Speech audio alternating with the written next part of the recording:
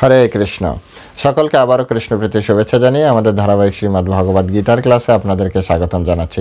আজ আমরা শ্রীমদ্ ভগবদ গীতার অন্তর্গত একাদশ অধ্যায়ের 5, 6, 7 এবং 8 এই 4টা শ্লোক নিয়ে আলোচনা করব। এই 4টা শ্লোক শ্রী ভগবান নিজে মুখে অর্জুনকে বলেছেন। তো এই শ্লোকের মধ্যে অনেক কিছু জানার আছে, বোঝার আছে। সাথে থাকবেন।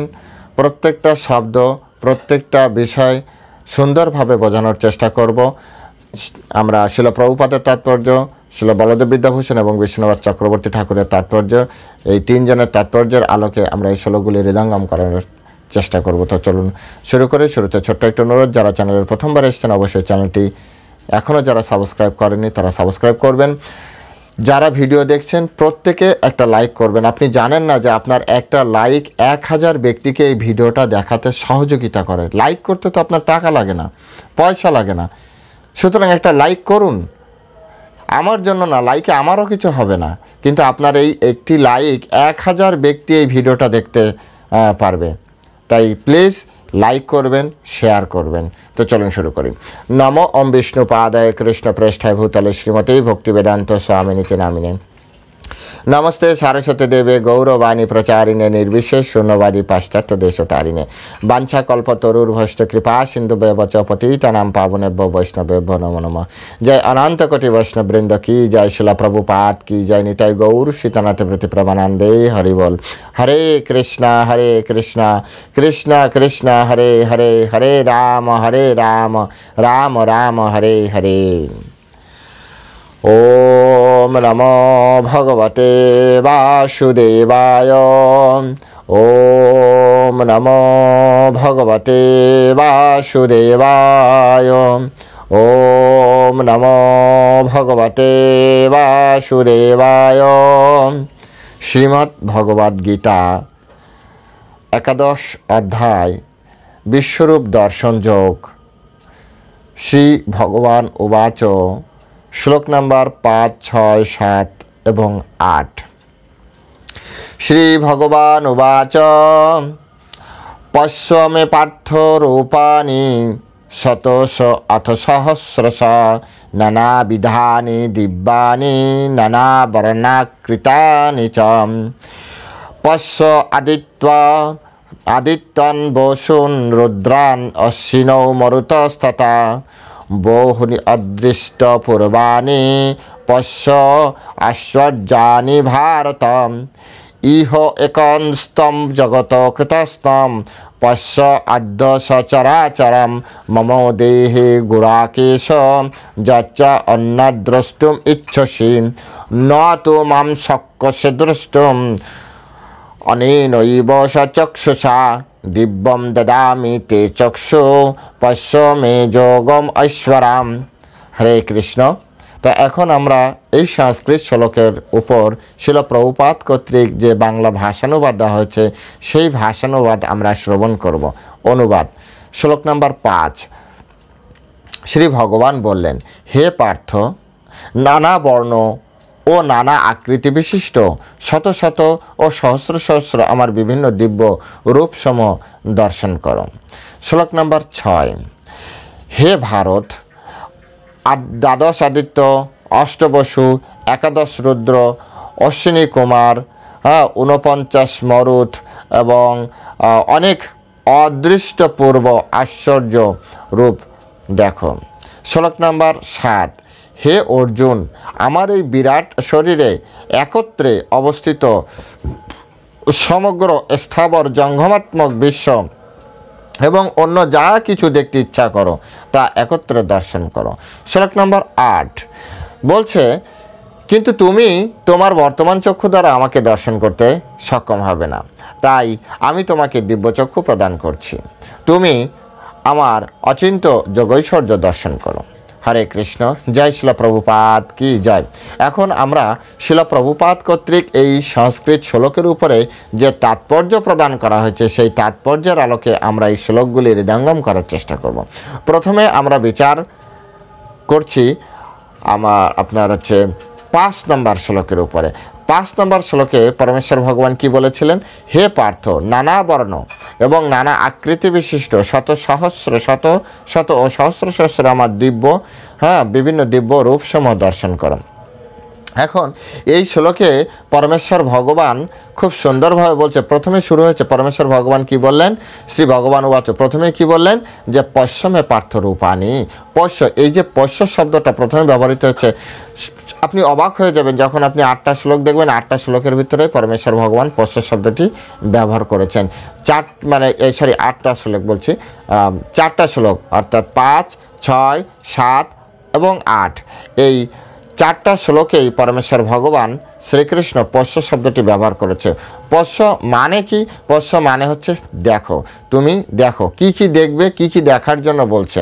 যেহেতু এর আগের শ্লোকে অর্জুন এইভাবে তার মনোভাব ব্যক্ত করেছিল, যদি তুমি মনে করো যে তোমার এই বিশ্বরূপ দর্শন করার যোগ্য আমি, তাহলে হে যোগেশ্বর আমাকে তোমার সেই বিশ্বরূপ নিত্যস্বরূপ আমাকে দেখাও। অর্থাৎ অর্জুন রিকোয়েস্ট করেছে এবং তিনি এইভাবে বলেছে, যদি তুমি আমাকে মনে করো যোগ্য তাহলে দেখাও, আর যদি তুমি মনে করো আমি যোগ্য নই তাহলে তুমি দেখিও না।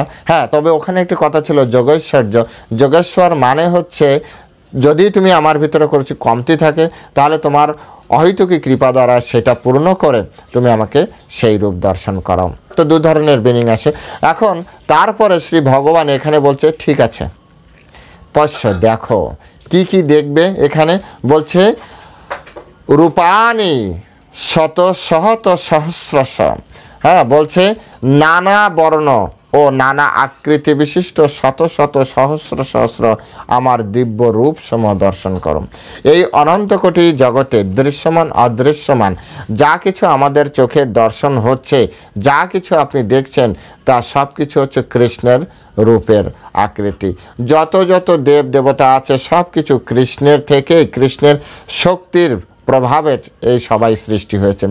তাই এখানে পরমেশ্বর ভগবান স্পষ্ট করে তিনি বললেন যে নানা বর্ণ এবং একাধিক বর্ণ, কেউ কালো তো কেউ লাল, কেউ সাদা তো কেউ নীল, বিভিন্ন বর্ণের বিভিন্ন আকৃতি বিশিষ্ট বিভিন্ন রূপ ভগবান এখানে অর্জুনকে দেখার জন্য বললেন। এবং তারপরে তিনি বললেন, হে ভারত, দ্বাদশ আদিত্য, অষ্টবসু, একাদশ রুদ্র, অশ্বিনী কুমারদ্বয়, 49 মরুত এবং অনেক অদৃষ্ট পূর্ব আশ্চর্য দর্শন করো। বলছে এছাড়াও তুমি দ্বাদশ আদিত্য এরা সবাই হচ্ছে দেবতা। আদিত্য, বসু, তারপরে রুদ্র, মরুত, এরা সবাই হচ্ছে দেবতা। তো এই যে আপনার কি বলা হয় যে এই সকল দেবতা সবাই ভগবানের সেই বিশ্বরূপের অন্তর্ভুক্ত, সকলে বিশ্বরূপের অন্তর্ভুক্ত। তারপরে পরমেশ্বর ভগবান শ্রীকৃষ্ণ বললেন, হে অর্জুন, আমার এই বিরাট শরীরে একত্রে অবস্থিত সমগ্র স্থাবর জঙ্গমাত্মক বিশ্ব এবং অন্য যা কিছু তুমি দেখতে ইচ্ছা করো, তোমার যা কিছু দেখতে ইচ্ছা করো তাও তুমি দেখে নাও। কিছু কিছু বিষয় আছে যেগুলো আমরা চাইলেও দেখতে পারি না, কিন্তু মনের ভিতরে ইচ্ছা আছে। তো সেই ইচ্ছা যদি ওখানে ভগবান শক্তি দিচ্ছে, যদি যা তোমার ইচ্ছা আছে কিন্তু দেখার তোমার সুযোগ নেই, কিন্তু তোমার সেটা মনে চাইছে, তো তুমি সেটা যদি এখন তুমি দেখতে চাও, সেটিও তুমি আমার ভিতরে দেখতে পারবে, কোনো রকম সমস্যা নেই। এবং এক্ষণে সব কিছু তুমি দর্শন করো। তো পরমেশ্বর ভগবান তাকে এত এত ফ্যাসিলিটিস দিলেন, কিন্তু দেওয়ার পরে একটা শর্ত রাখলেন। সেই শর্তটা কি? নত মাম সক্ষসে দ্রষ্টুম অনেনৈব সচক্ষুষা, তুমি তোমার নিজের চক্ষু দ্বারা, নিজের চোখ দ্বারা এই সব কিছু কিন্তু দেখতে পারবে না। এত কিছু বলার পরেও পরমেশ্বর ভগবান শ্রীকৃষ্ণ কত বৃহৎ একটি কথা বললেন, যে তোমার বর্তমানে যে চোখ আছে সেই চোখ দ্বারা তুমি দেখতে পারবে না, সেই চোখ দ্বারা তুমি দেখতে পারবে না। তাহলে এখন কি করতে হবে? ভগবান তখন উপায় বের করলেন, দিব্যম দদামি তে চক্ষু, আমি তোমাকে দিব্য চক্ষু দান করছি। দিব্যম দদামি তে চক্ষু, আমি তোমাকে সেই দিব্য চক্ষু দান করছি। এই জগতে আমরা অনেকেই কৃষ্ণকে দেখার জন্য খুব কি বলা যায় যে আমরা অধীর আগ্রহে অপেক্ষা করে আছি। এই জগতে একটু প্রচার আমরা যখন কারো কাছে করতে যাই, তুমি কৃষ্ণকে দেখেছো, তুমি দেখাতে পারবে? অর্জুনের মতো ব্যক্তিকে কৃষ্ণ বললেন, দিব্যম দদামি তে চক্ষু, আমি তোমাকে দিব্য চক্ষু দান করছি। ন তো মাম চক্ষুষে দ্রষ্টম অনেন ইব সচক্ষুষা, নিজের চোখ দ্বারা ভগবানকে দর্শন করা সম্ভব নয়। চৈতন্য চরিতামৃত আপনি যদি দেখেন, সেখানে বলা হচ্ছে অপ্রাকৃত বস্তু নহে প্রাকৃত দৃষ্টি গোচর। অপ্রাকৃত যে বস্তু সেটি প্রাকৃত দৃষ্টি গোচরে আপনি দেখতে পারবেন না। এই জগতে অনেক কিছুই আমরা দেখতে পাই না, এই জগতের বাইরেও অনেক কিছু আছে যা আমরা দেখতে পাই না। এই জগতের ভিতরে যা কিছু দেখতে পাই তাও রিয়েলিটিতে আমরা হয়তো পূর্ণরূপে দেখতে পাই না। যেমন আপনি আমাকে আমার এই যে শেপ দেখছেন, কিন্তু এর ভিতরে যে অর্গান, সেই অর্গানও আপনি পূর্ণরূপে দেখতে পাচ্ছেন না। বা আমি আপনাকে যতটা দেখছি হয়তো পূর্ণরূপে আমি আপনাকে দেখতে পাচ্ছি না। আমরা শুধু একটা আপেক্ষিক দৃষ্টি যেটাকে বলা হয়, সামনে যতটুকু আছে ততটুকুই।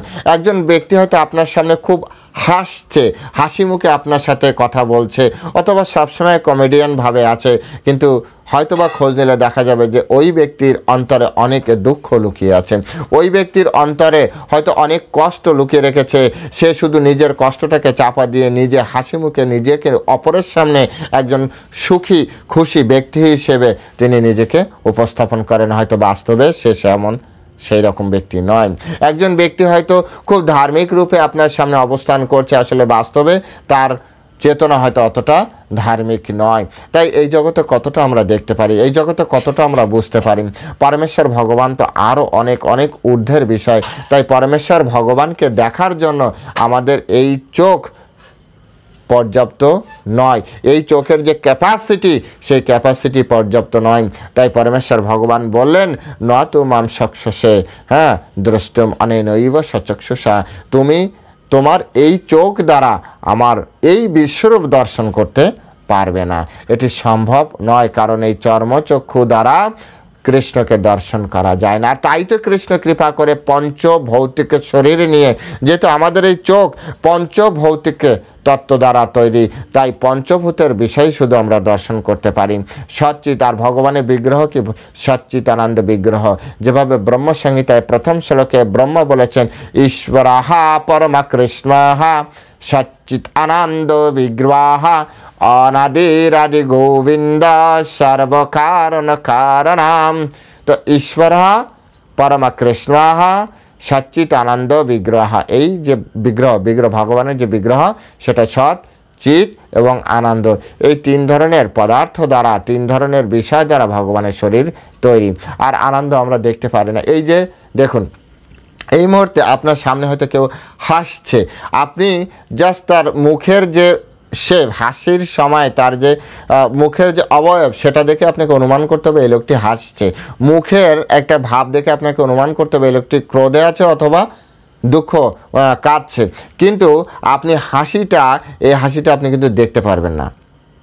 তা আনন্দ আমরা শুধু কি বলা যায়, আনন্দ আপনি দেখতে পারবেন না, দুঃখ আপনি দেখতে পারবেন না, প্রেম আপনি দেখতে পারবেন না, ভালোবাসা আপনি কি দেখতে পারবেন না। একজন যদি আপনাকে বলে আই লাভ ইউ বা আমি তোমাকে ভালোবাসি, আপনাকে মেনে নিতে হবে, কারণ আসলে ভালোবাসায় ভালো কিছু আছে কি না আছে, সবই খারাপ জিনিস, এটা আপনি দেখে মেজারমেন্ট করতে পারবেন না, দেখে আপনি কিছুই বলতে পারবেন না। শুধুমাত্র তার মুখের এই যে ভাইব্রেশন আপনি দেখতে পারবেন না, আদৌ এটা কপটতা কিনা, আদৌ এর ভিতরে কোনো রকম ছলচাতুরি আছে কিনা বা সত্য কিনা আপনি দেখতে পারবেন না, আপনাকে শুধু মেনে নিতে হবে। কিছু কিছু জিনিস এরকম,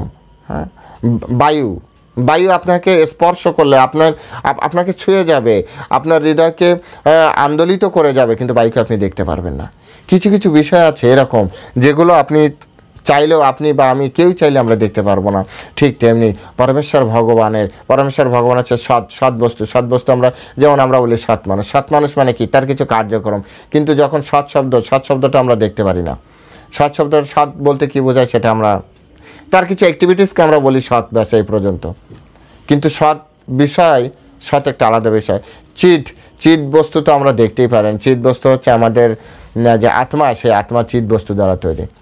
আত্মা চিৎ, যেহেতু ভগবান চিৎ, তাই ভগবানের অংশ, তাই আমরা চিৎকণ।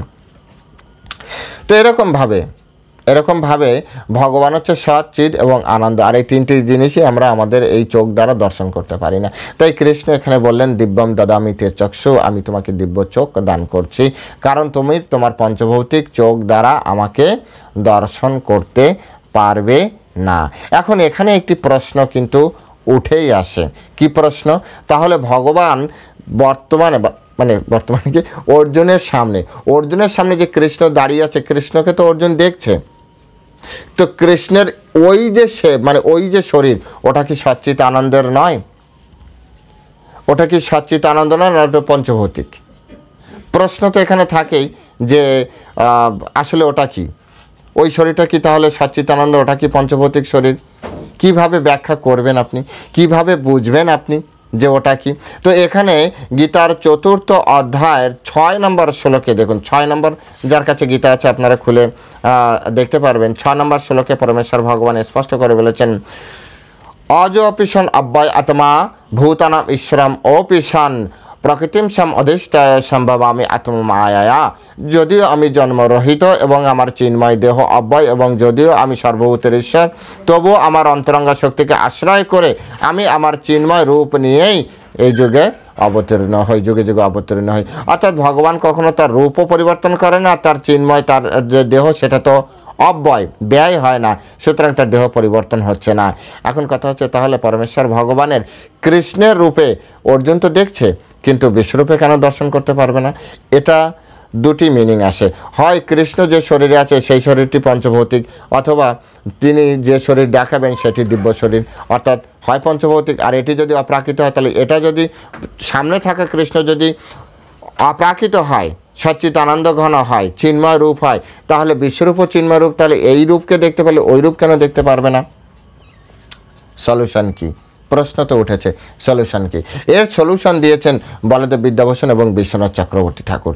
বলদেব বিদ্যাভূষণ খুব সুন্দরভাবে তিনি বলছেন যে ভগবানের এই যে চোখ দ্বারা অর্জুন ভগবানের এই রূপ দেখছে, এই রূপও সচ্চিত আনন্দঘন রূপ, কিন্তু ভগবানের এই যে ভক্ত অর্জুন, এই অর্জুন হচ্ছে ভক্তের অত্যন্ত শ্রেষ্ঠ জায়গায় অবস্থান করছে, এবং এনার চোখ হচ্ছে মাধুর্য রসের দ্বারা সম্পূর্ণভাবে, যদিও অনেকে বা আমরাও এখানে গীতায়ও বলেছে যে কৃষ্ণের সখ্য রসের ওই ব্যক্তি হচ্ছে আপনার অর্জুন, সখা, কিন্তু তথাপি তার ভিতরে যে আপনার যে কি বলা যায়, যে মাধুর্য, যে রস, কারণ কৃষ্ণের শুধুমাত্র যে স্বামী রূপে এরকম না, কৃষ্ণের সাথে যে বন্ধুত্বপূর্ণ একটা খুব ঘনিষ্ঠ রসে যুক্ত আছে।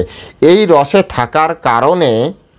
থাকার কারণে অর্জুন এর থেকে যে আলাদা যে রসের জন্য যে আপনার কি বলা যায় যে চোখ দরকার, ওই রসে থাকার কারণে বিশ্বনাথ চক্রবর্তী ঠাকুর বলছে, মাধুর্যের প্রতি ঐকান্তিক ভাবপূর্ণ নিজের চক্ষু দ্বারা জগৎপথ একই সঙ্গে উদিত সহস্র সূর্যের মতো সহস্র শির সম্পন্ন আমাকে দেখিতে তুমি সক্ষম হইবে না। তিনি খুব সুন্দরভাবে স্পষ্ট করে বললেন যে তুমি তো আমার এই রূপে আকৃষ্ট, তুমি আমার এই রূপ দেখার জন্য অ্যাবেল।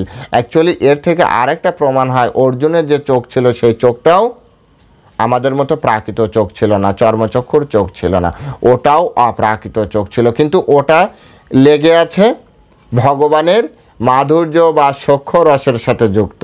তাই এর একটি পুষ্টিকরণ আমরা শ্রীমদ্ ভাগবতম থেকে পেতে পারি। শ্রীমদ্ ভাগবতমে একবার কৃষ্ণ নিজেই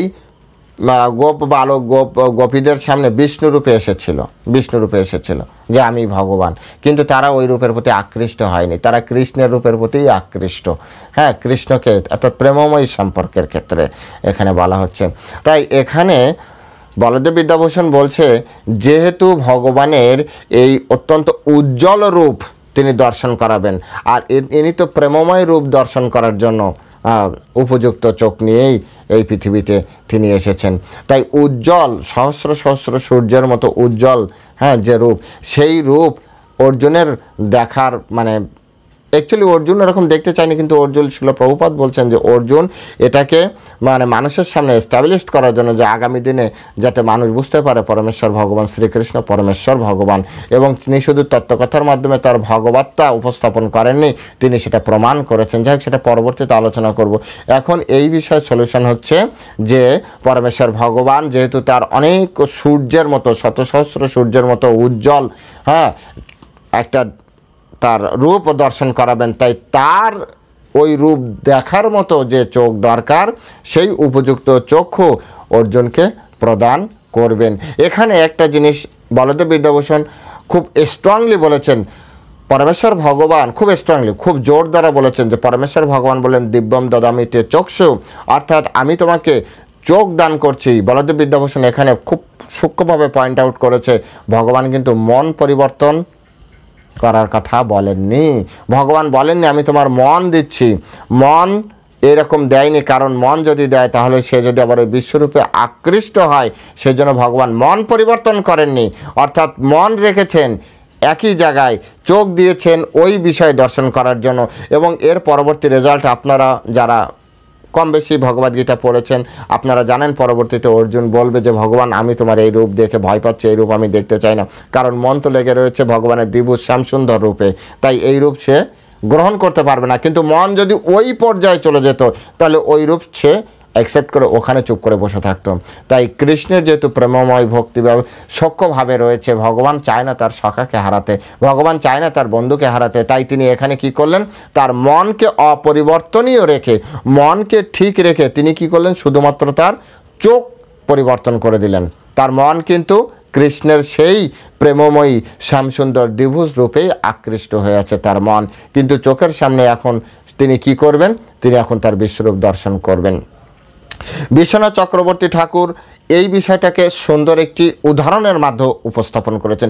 বিশ্বনাথ চক্রবর্তী ঠাকুর বলছে, যদি কারো জিহ্বায় একবার রসনায়, অর্থাৎ কেউ যদি মিশ্রির স্বাদ পেয়ে যায়, মিশ্রির স্বাদ পেয়ে যায়, তার সেই জিহ্বায় সে গুড়ের স্বাদ আর আস্বাদন করতে পারে না। কারণ যারা গুড় এবং মিছরি এগুলোর যারা গ্রহণ করেছেন আপনারা জানেন গুড়ের থেকে অধিক মিষ্টি হচ্ছে মিশ্রি, তাই যে জিহ্বায় একবার মিশ্রির স্বাদ যে গ্রহণ করেছেন সেই জিহ্বায় গুড়ের স্বাদ আর ভালো লাগে না।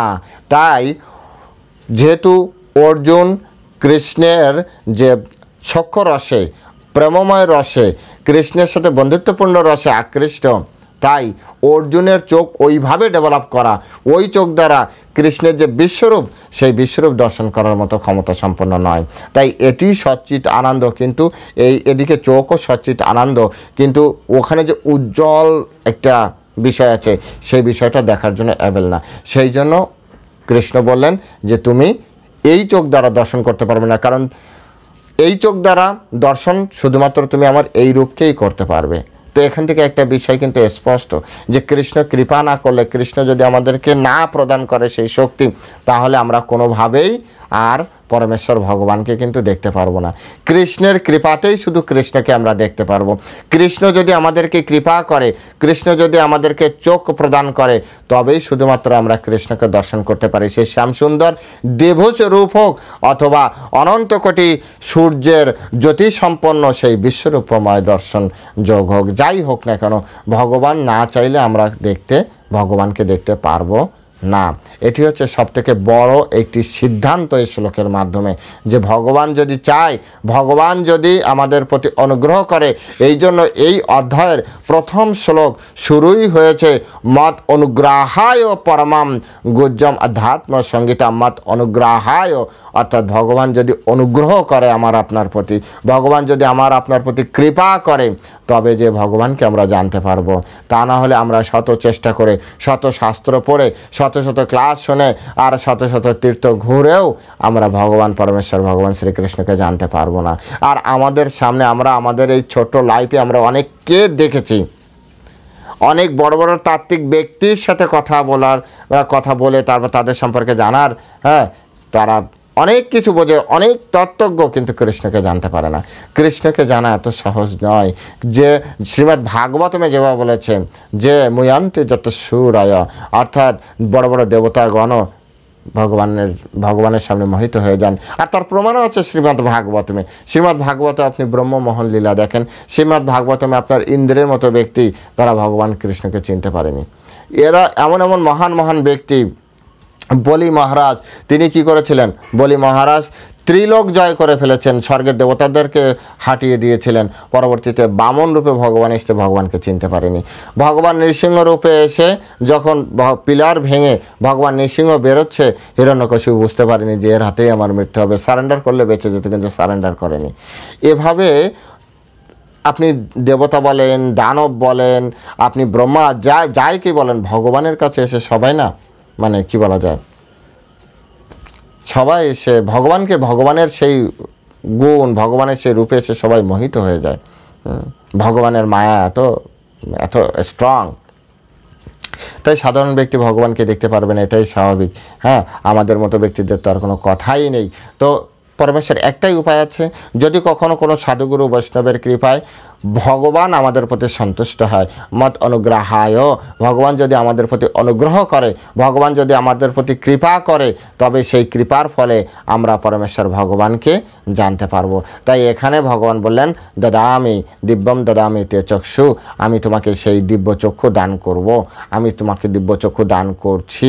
শ্রীমদ্ ভাগবত গীতায় শিল প্রভুপাদ, হ্যাঁ, এখানে যে বিষয়টা আগে একবার বলেছিলাম যে অর্জুনকে ওনারা তো দুটা অ্যাঙ্গেল থেকে ব্যক্ত করেছেন। একটা হচ্ছে ভগবানের সাথে যে সম্পর্ক, সেই সম্পর্কের বাইরে আরেকটা রূপ, সেই জন্য তার চোখ ট্রান্সফার করতে হচ্ছে। শিল প্রভুপাদ এখানে নূতন একটা পয়েন্ট অ্যাড করেছেন। সেই অ্যাডটা কি করেছেন? শিল প্রভুপাদ বলছেন, যেহেতু চতুর্থ অধ্যায় 2 নম্বর শ্লোকে বলেছেন, এবং পরম্পরা প্রাপ্তম এবং রাজর্ষয় বিদু সকালে নেহ যোগ নষ্ট পরন্তপা, এই যে যোগ, এই যে তত্ত্বকথা, এই যে জ্ঞান, এই জ্ঞান প্রথম থেকে সৃষ্টি শুরু থেকেই ছিল এবং পরম্পরা দ্বারাই, কিন্তু পরবর্তীতে পরম্পরা নষ্ট হয়ে যায় এবং এই যোগ নষ্ট প্রায়। তাই আজ আমি তোমাকে এখন এবয়ময়তে অদ্য যোগ প্রক্ত পুরাতন, সেই পুরাতন যোগ এখন আমি তোমাকে দান করছি। হ্যাঁ, আমি তোমাকে দান করছি সেই যোগ, এবয়ম ময়াতে অদ্য, হ্যাঁ, যোগ প্রক্ত পুরাতন, সেই পুরাতন যোগ। হ্যাঁ, কেন? ভক্ত অসি মে সখা চ ইতি রহস্যম হেতুত উত্তমাম, তুমি আমার প্রিয় ভক্ত এবং প্রিয় সখা। তো ভগবানের ভক্ত এবং সখা না হলে এই জ্ঞান তো প্রাপ্তি হবে না। এখানে বলার উদ্দেশ্য হচ্ছে যে জ্ঞান নষ্ট প্রায়, সেই জ্ঞানকে পুনরস্থাপন করার জন্য পরমেশ্বর ভগবান শ্রীকৃষ্ণ এই জ্ঞান অর্জুনকে কুরুক্ষেত্রের রণাঙ্গনে তিনি দান করছিলেন। এখন যেহেতু নূতন করে এই জ্ঞানটি, নূতন করে মানে জ্ঞান নূতন নয়, কিন্তু হ্যাঁ, কৃষ্ণ নূতন করে অর্জুনকে দিচ্ছেন, তাই নূতন পরম্পরা তৈরি হচ্ছে। শিল প্রভুপাদ বলছে, নূতন পরম্পরা যেহেতু তৈরি হচ্ছে, তাই অর্জুন সকলের হয়ে তিনি এই পরমেশ্বর ভগবানের ভগবত্তা সম্পর্কে একটা প্রমাণ স্থাপনের জন্য তিনি কৃষ্ণের কাছে প্রার্থনা করেছিলেন, যাতে কেউ শুধুমাত্র তত্ত্বকথা বলার মাধ্যমে নিজেকে ভগবান না বলে, যাতে কেউ কিছু ভালো ভালো কথা বলল আর আমরা তাকে ভগবান না ভাবি। ভগবান তিনি, যিনি স্বয়ং শ্রীকৃষ্ণ, তিনিই একমাত্র ভগবান। একম দেবম দেবকী পুত্র, এবং একমাত্র দেব, একমাত্র ঈশ্বর, একমাত্র কৃষ্ণ হচ্ছে পরমেশ্বর ভগবান। ব্রহ্মা সংহিতা ব্রহ্মাও তাই বলেছেন, শঙ্করাচার্যও তাই স্বীকার করেছেন, অর্জুন তাই স্বীকার করেছেন, যুধিষ্ঠির মহারাজ তাই স্বীকার করেছেন, পিতামহ ভীষ্ম তাই স্বীকার করেছেন, বেদব্যাসজি তাই স্বীকার করেছেন, সুখদেব গোস্বামী তাই স্বীকার করেছেন, সকলেই স্বীকার করেছে যে একমাত্র পরমেশ্বর হচ্ছেন, পরমেশ্বর ভগবান হচ্ছেন শ্রীকৃষ্ণ। গর্গমণি তাই স্বীকার করেছেন, সকলে স্বীকার করেছেন। কিন্তু প্রবলেম হচ্ছে কি জানেন? প্রবলেম হচ্ছে আমাদের স্বীকার করতে অসুবিধা। যারা এই সমস্ত শাস্ত্রে আমাদেরকে কৃষ্ণ তত্ত্ব প্রদান করেছেন, সেখানে কৃষ্ণকে পরমেশ্বর ভগবান রূপে দেখানো হলেও এই শাস্ত্র থেকেই কৃষ্ণ তত্ত্ব হৃদয়ঙ্গম না করে আমরা শুধু কৃষ্ণের নাম আর আমাদের মনোবৃত্তি আমরা চালিয়ে দিচ্ছি। তাই কৃষ্ণ এখানে মন পরিবর্তনের কথা বলেনি, বলেছে দৃষ্টি পরিবর্তনের কথা। এখানে শিলা প্রভুপাদ বলছে যেহেতু নূতন পরম্পরা সৃষ্টি হচ্ছে, তাই অর্জুন সকলের হয়ে কৃষ্ণ যাতে শুধু মৌখিকভাবে যে ভগবান বলছে এমন নয়, কৃষ্ণ যে সাক্ষাৎ ভগবান, তাই অর্জুন এখানে বললেন যে আপনি কৃপা করে যদি আপনার বিশ্বরূপ দর্শন করান। অর্থাৎ এটা একটা প্রমাণ তৈরি হবে যদি নিজেকে এই জগতে কেউ মানে ভগবান বলে সকলের সামনে জাহির করতে চায়, তাহলে তিনি যাতে প্রমাণ দেন যে তিনি তার বিশ্বরূপ দর্শন করান। তার অন্তত হ্যাঁ বলবেন যে সকলের সামনে কি করাতে হবে না, তার প্রিয় ভক্তের সামনে অন্তত যাতে তিনি বিশ্বরূপ দর্শন করান। আর আমার যতটা পড়া আছে, যতটা জানা আছে, একমাত্র কৃষ্ণ ছাড়া কেউই বিশ্বরূপ দর্শন করায়নি আমাদের শাস্ত্রে।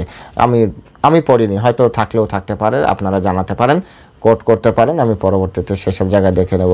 কৃষ্ণ ছাড়া বিশ্বরূপ দর্শন কেউ করায়নি, কোনো অবতারে বিশ্বরূপ দর্শন নেই। কারণ ঈশ্বর হচ্ছে, পরমেশ্বর হচ্ছে কৃষ্ণ, তাই তিনি শুধুমাত্র টোটাল ইউনিভার্সের এই সব কিছু দেখাতে পারেন। অন্য কেউ এভাবে সম্ভব না বা দেখানোর মতো এরকম ইচ্ছাও পোষণ করেননি। আবার এখানে এরমও বলা যেতে পারে যে অর্জুনের মতো ভক্তও সামনে আসেনি, যে অর্জুন যেমন জানতে চেয়েছে, অর্জুন যেমন দেখতে চেয়েছে, অন্য কেউ হয়তো তেমন দেখতেও চায়নি। যাই হোক, যেভাবে আপনি যে অ্যাঙ্গেল থেকে আপনি বিচার করেন, আমার জানা মতে কৃষ্ণ ছাড়া অন্য কেউ বিশ্বরূপ দর্শন করায়নি। যদি আপনাদের কারো জানা থাকে কমেন্ট সেকশনে আপনারা লিখতে পারবেন, আমিও বিষয়টা জেনে নিতে পারবো। তো এখানে তিনটি বিষয় আমরা দেখতে পাচ্ছি। একটি হচ্ছে কি বলদেব বিদ্যাভূষণের, দ্বিতীয়টি হচ্ছে বিশ্বনাথ চক্রবর্তী ঠাকুরের, এবং তৃতীয়টি হচ্ছে সে ইস্কনের প্রতিষ্ঠাতা আচার্য কৃষ্ণ কৃপা শ্রীমূর্তি ছিল অভয় চরণারবিন্দ ভক্তি বেদান্ত স্বামী প্রভুপাদের। এই তিনজনের দৃষ্টিভঙ্গির মাধ্যমে এখানে যে দিব্যচক্ষু দর্শন করা বা ভগবানের বিশ্বরূপ দর্শন করার এই বিষয়টি আমাদের সামনে উপস্থাপিত হয়েছে। আসলে পরমেশ্বর ভগবানের এই যে দিব্যচক্ষু, মানে ভগবানের যে বিশ্বরূপ দর্শন, কোনো ভক্তই এরকম দেখতে চায় না। শিলা প্রভুপাদ একেবারে ওনার তাৎপর্য বলেছেন না, ওনার মা কখনো দেখতে চেয়েছে, বরঞ্চ মা দেখার পরে একবার তো বলেছে এর উপরে মনে হয় অন্য কিছু ভর করেছে। অনেকবার অনেক ঘটনা ব্রজে ঘটেছে। ভগবানকে একবার বিশ্বরূপ ভগবান তার মা কি বলে যশোদা মাতাকে একবার বিশ্বরূপ দর্শন করেছিল, তার মুখের ভিতরে সমগ্র ইউনিভার্স দেখিয়েছিল, এরকম না, অনন্ত কোটি ব্রহ্মাণ্ড তার মুখের ভিতরে দেখিয়েছিল। তো মা ওটা দেখে অজ্ঞান হয়ে পড়ে গিয়েছিলেন এবং পরবর্তী বলছে যে এর উপরে কিছু একটা ভর করে আছে। এইভাবে অনেকভাবে অনেক রূপে অনেকবার বোঝানোর চেষ্টা করলো। ওদের প্রেম এতটা স্বচ্ছ ছিল, সরল ছিল, শিশুর মতো পবিত্র ছিল যে ওনারা শুধুমাত্র তাকে সন্তান রূপে, তাকে বন্ধু রূপে, তাকে স্বামী রূপে এইরকমভাবেই তারা চিন্তা করত। অন্য কোনো রূপে তারা তাদের সেই, আর ভগবানও সেই দৃষ্টি ওদেরকে দেয়নি যে দৃষ্টি এখন অর্জুনকে নূতন করে প্রদান করছে। কারণ কৃষ্ণ এখানে নূতন করে এই তত্ত্ব এস্টাবলিশ করতে চায় যে ভবিষ্যতে, আর এখন হচ্ছেও কলিযুগে প্রচুর পরিমাণে ব্যক্তি যারা নিজেদেরকে দু চারটা মিষ্টি মিষ্টি কথা বলার মাধ্যমে, কিছু ফলোয়ার্স তৈরি করার মাধ্যমে নিজেকে ভগবানের অবতার, ভগবানের পার্ষদ রূপে ব্যক্ত করার চেষ্টা করছে। কিন্তু ভগবান কখনো, মানে কি বলা যায়, যে ভগবান আপনাকে দেখাতে হবে, আপনাকে বলতে হবে। একমাত্র কৃষ্ণ ছাড়া নিজেকে ভগবান রূপে কেউ কখনো বলেননি, কেউ কখনো বলেননি যে আমি ভগবান। একমাত্র কৃষ্ণ নিজে বলেছেন, কারণ কৃষ্ণ হচ্ছেন স্বয়ং ভগবান। অনেকে এই বিষয়ে প্রশ্ন তোলে যে ভগবান, সে কি বলবে যে ভগবান? কেউ বলেননি, কৃষ্ণ বলেছেন। যে কেউ বলার সাহস পায় না, সবাই সাহস পায় না। তো যাই হোক, এভাবে এই শ্লোকের মাধ্যমে আমরা জানতে পারছি যে কৃষ্ণ কৃপা না করলে আমরা কখনো পরমেশ্বর ভগবানকে দেখতে পারবো না। কৃষ্ণের শক্তিতেই শক্তি সম্পন্ন হয়ে আমরা ভগবানকে দেখতে পারবো। তো আজ এ পর্যন্তই। সকলে ভালো থাকবেন। ভিডিওটি অবশ্যই লাইক করবেন, কারণ আপনার লাইকের মাধ্যমে হাজার মানুষ, 1000 ব্যক্তি দেখতে পারবে শুধু একটা যদি আপনি লাইক করেন। তো আপনি অনেককে দেখার সুযোগ করে দেওয়ার জন্য এইটুকু একটু সহযোগিতা করতে পারবেন না? তো আজ এ পর্যন্ত। সকলে ভালো থাকবেন। হরে কৃষ্ণ। জয় শিলা প্রভুপাদ কি জয়।